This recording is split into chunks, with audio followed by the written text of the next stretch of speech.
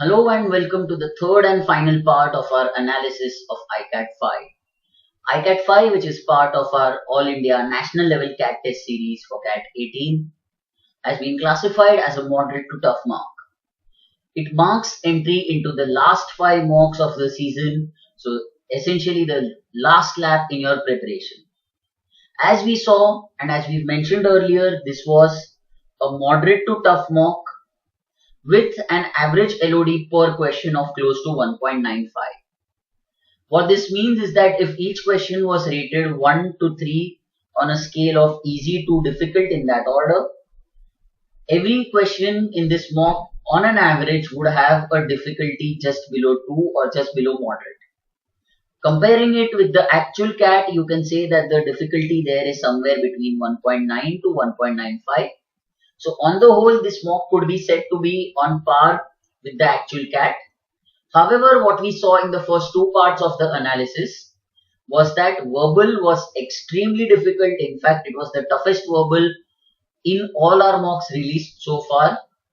And DILR was reasonably simple. So not really simple so as to say, but definitely moderate and simpler than our other mocks or simpler than the actual CAT. So these two sections more or less balanced out each other. Coming to quant, that's typically the easiest section. We observe that even in this mock, it was a fairly easy section with an average LOD of around 1.6. Again, to put things into perspective, the typical LOD in the exam is between 1.6 to 1.65. So you could say that while DILR and quant compensated with respect to DILR and verbal, compensated with respect to each other, it was quant which was at par with the exam's difficulty. Now, when we analyze quant, we first need to remember this, that quant more or less has a reasonably set pattern in terms of not only difficulty level, but also in terms of the breakup of subject matter. Let's start with the difficulty level first.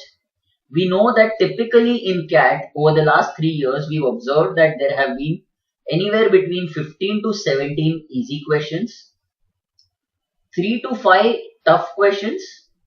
Earlier, this number used to be pretty large, and the remaining 15 to 17 questions can be called what is the gray area between moderate or easy and tough, that's moderate. Why we call it a gray area is because a question which is called moderate by one faculty can very easily be called tough by another and very easily also be called easy by a third. So these are the kind of questions that really become the game changers and determine whether a person will clear the cutoff or not. Why do I say this? Typically in CAT, it is said that you need to attempt around 20-22 questions with a high level of accuracy in order to clear the sectional cutoff. Here, even if you do all the easy questions well, your attempts are supposed to hover somewhere around 14-15.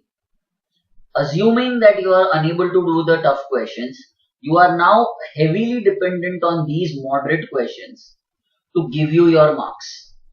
So here, unless you are able to do half these questions at least, you will not be able to clear the sectional cutoff. When will you be able to do half these questions?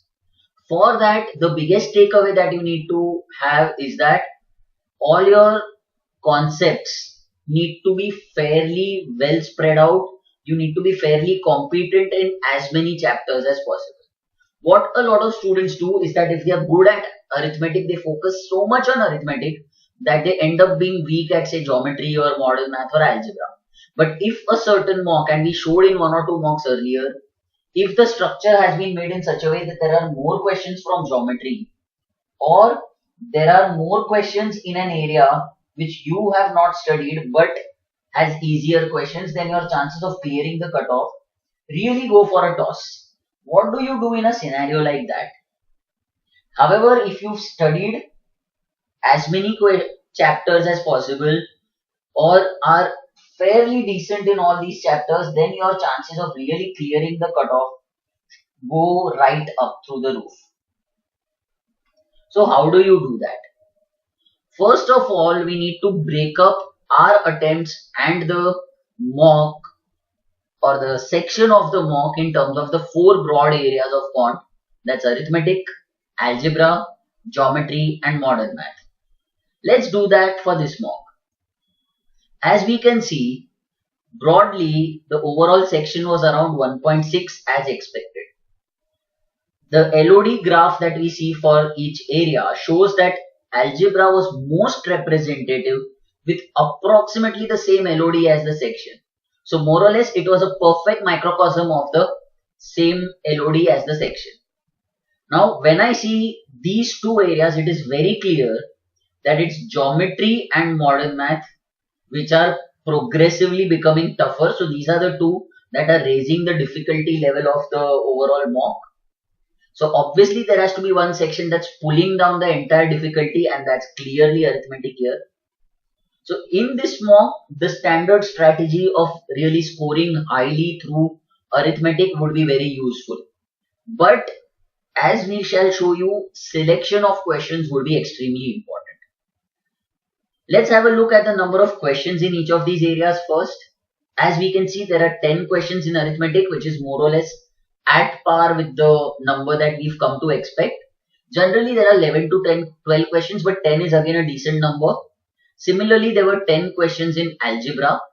Typically, this number is around 8 to 9. So this counterbalanced each other, and because algebra is typically slightly tougher compared to arithmetic, this increased the difficulty marginally. Then there were 8 questions in geometry, which is more or less as expected, and 6 questions in modern math. So here the structure between these areas was more or less standard. When we say all this, please keep in mind that this is just based on historical data. So there is no rule that says that there have to be 6 questions from modern math.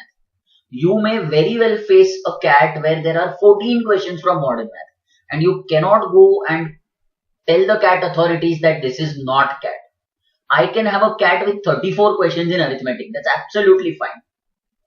But you need to be prepared for all kinds of eventualities. Let's now look at each area one by one.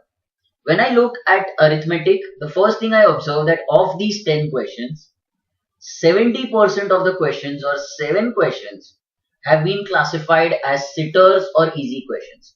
What exactly is a sitter? A sitter technically is the same as an easy question in terms of LOD, that is both are LOD ones. But a sitter is even simpler than a normal LOD one, whereby you can simply read the question, sometimes orally answer it, or sometimes just apply one formula or 2 steps and get the answer. So we've seen a lot of sitters come over the last 3 years. That's why we made this further breakup. So arithmetic had 7 sitters and easy questions, and the remaining 3 questions were just about moderate. We've been saying all along that moderate questions in arithmetic typically tend to be simpler than moderate questions in geometry or modern math because of the concepts involved and the complexity of the chapters. So here attempting even these has a greater probability compared to say geometry or modern math. So when I consider these 10 questions of arithmetic, my overall strategy for clearing the sectional cutoff becomes to try and maximize all my attempts in arithmetic. And considering that this is the easiest of all the sections with an average LOD of 1.3, which is tending towards easy, this is definitely something I need to do. On the other hand, when I look at algebra here, which was again at par with the sectional difficulty and we could say easy to moderate, clearly 5 out of 10 questions were easy, so they definitely should have been tried. There was one tough question here, potentially could have been skipped.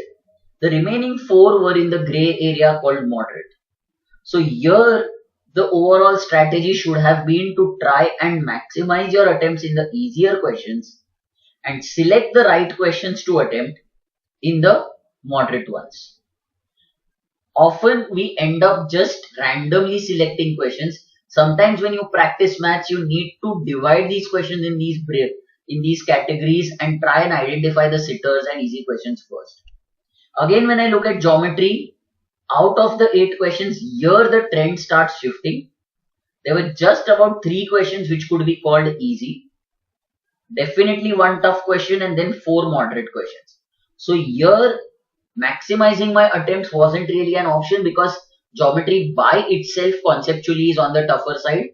So here more it was a case of correct question selection and then leaving out those questions where you were unsure of the concepts. The same logic also applied to modern math, where out of the 6 questions, only about 3 or half were easy, whereas the remaining 3 were actually on the tougher side, with there being 2 tough questions. So again here, question selection was extremely important. So when you observe, when you go back to our analysis of previous mock sites, where you'll notice each mock has a different structure and your strategy for every arithmetic keeps changing each time. If I were to arrive at a total number of attempts now, what I would first observe is that there are 10 sitters, then there are 8 easy questions. So overall, if I look at this, there are 18 easy questions, which is marginally higher than what we had expected, which makes this mock easy. Then there are 12 moderate questions, which is marginally lower than what we had expected. So again, both these things work in our favor and make the mock slightly easier. And then 4 tough questions as expected. So when I consider these 18 questions here, I would typically expect a student to try and attempt at least 90% of these questions well, which means anywhere around 16 attempts in this part itself is what you should be trying or aiming for. When I say 16 attempts, these are the attempts where you should be fairly confident of arriving at the right answer. In the moderate questions, even assuming a certain proficiency in various chapters, we would still expect some kind of conversion rate between half and 2/3 at 50% and 66%. So taking these into account, I would say anywhere around 7 good attempts would also be a decent performance. Finally, in the tough questions, depending on your proficiency in either algebra, geometry or modern math, even if you were to do a single question, that would still be enough. When I take a total of all of these, I observe that yes, I can arrive at 24 questions with a lot of planning. So the number of good attempts for this particular mock or this particular section would really be somewhere around 23, 24. When we say there are 10 sitters, we need to identify these. So our faculty have created a list of these 10 sitters in sequence from the mock. As we keep saying all the time, this is not an exhaustive list, which means you can make a similar list, and you should for each mock that you solve. You also should look at these questions and discuss with your faculty or mentor as to why these were called sitters. If you have other questions that you think are sitters, please again discuss with your faculty as to why you think they were sitters and whether they were actually so easy as you thought. These two things in tandem will often help you eliminate your mistakes. Please also create a list of what you thought were the tough questions and discuss it with your faculty. You'll realize that some of them were not really as tough as you thought. Finally, we move on to the last graph, which we saw in both the earlier sections, where we look at the distribution of LOD from question 67 to 100. The blue lines, as always, indicate the MCQs, and the pink-orange lines indicate the theta or numerical entry questions. As we keep saying, you'll always find chunks where the paper starts becoming difficult and chunks where the paper is on the easier side. Here, if I observe the exact center of the paper, so somewhere from question 77, or even to be precise, if I ignore these two ends, from question 79 to question 87, this chunk of 9 questions has only moderate to tough questions. So if I take 34 and subtract 9, I'm left with 25. So if I take 13 each on these sides, this is more or less symmetrically distributed. These set of 9 questions have just a single easy question hidden there. Everything else is tough. Whereas if I just complete this chunk and start from question 88 to 100, there's not a single tough question here. Just 2 or 3 moderate questions sporadically interspersed. Otherwise, I in fact have huge chunks of 3-4 easy questions back to back, which can be solved pretty quickly. Similarly, there's one small chunk of an easy questions here, which is 3, and then another set of 2 questions here. So the key in such mocks becomes to identify these chunks search for such questions and solve them. If I go in sequential order, observe that my first 4 questions are 3 moderate questions. So here when I look at this and I go sequentially, I might end up wasting a lot of time right at the beginning. Let's have a look at a few questions and see how these could have been solved.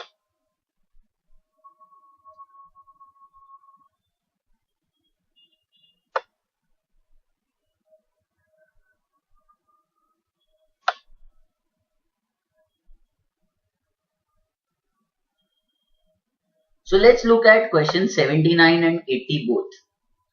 Firstly, when I look at 79, the most common tendency is to apply double angle rule or half angle rule or whatever. But here the simplest thing to do is to apply a very simple value of tan, which can also be substituted for us, basically not of tan, really of A, which can be substituted in all these other values and compared. So we know that our standard angles are typically 0, 30, 45, 60 and 90. So I can, for A and A by 2, I can either take a 90-45 pair or a 60-30 pair. Now when I consider tan of 90 is infinity. So it's not really defined.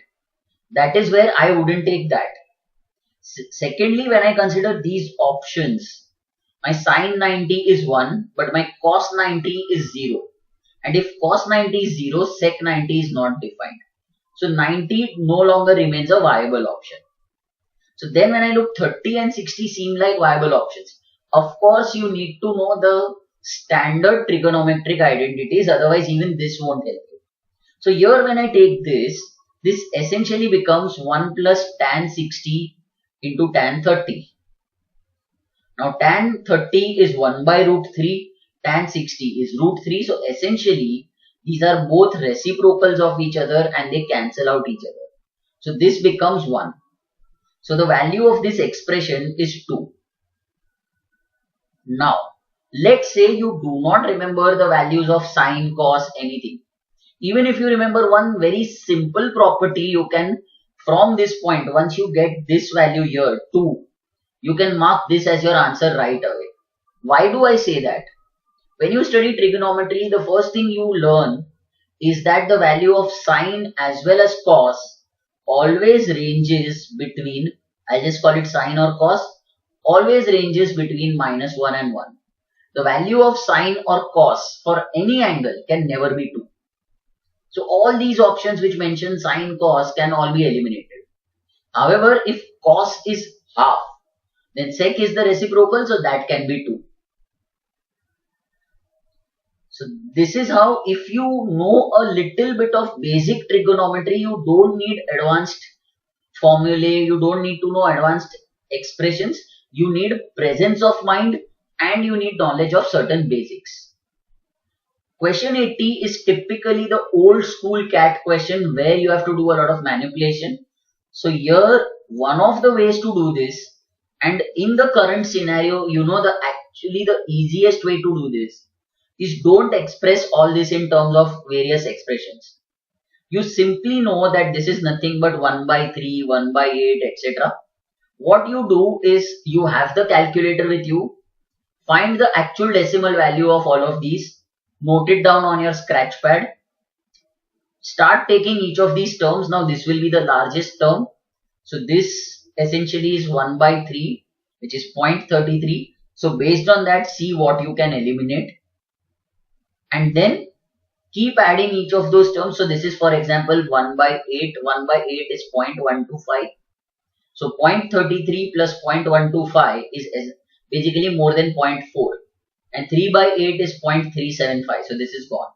Using that same logic, you can actually mark your answer. Let's say this does not come to your mind. Then this is nothing but 1 upon 2 minus 1, 2 plus 1. And then you can start manipulating the numerator and arriving at your answer. So fairly simple question, but you need to know the manipulation. Let's look at one more question.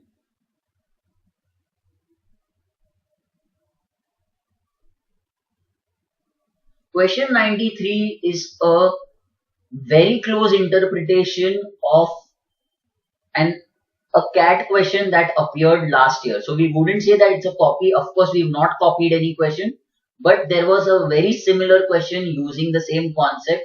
So here you need to know the concept of AM greater than equal to GM and solve the question. A very, very good question. A lot of students went wrong in the actual CAT exam as well for this question. So definitely something that should have been tried. Let's just have a look at the very last question, and a lot of students might have just missed it.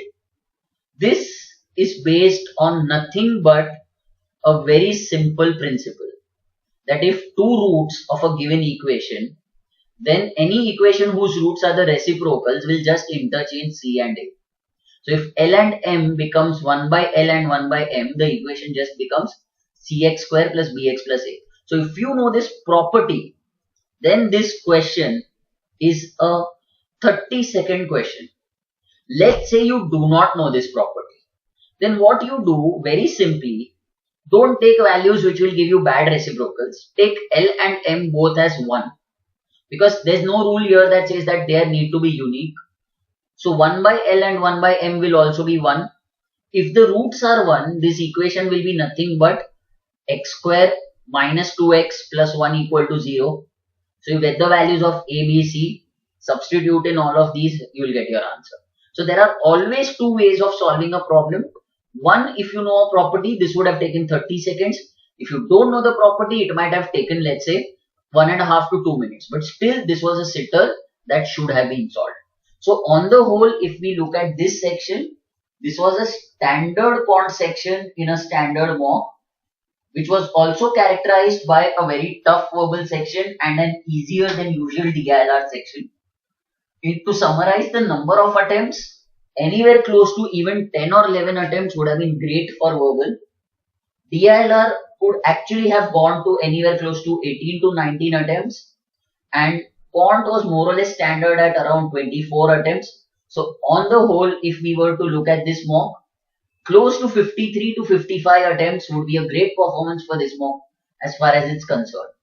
This completes the analysis for iCAT05. The analysis for all our previous mocks are up on our official YouTube channel, which can be accessed from the link below. You can subscribe to our channel by clicking this link. To get notifications every time a new video is put up, please hit the bell button. Please post your comments, feedback or questions on the thread below the video. Keep watching. Thank you and wish you all the very best.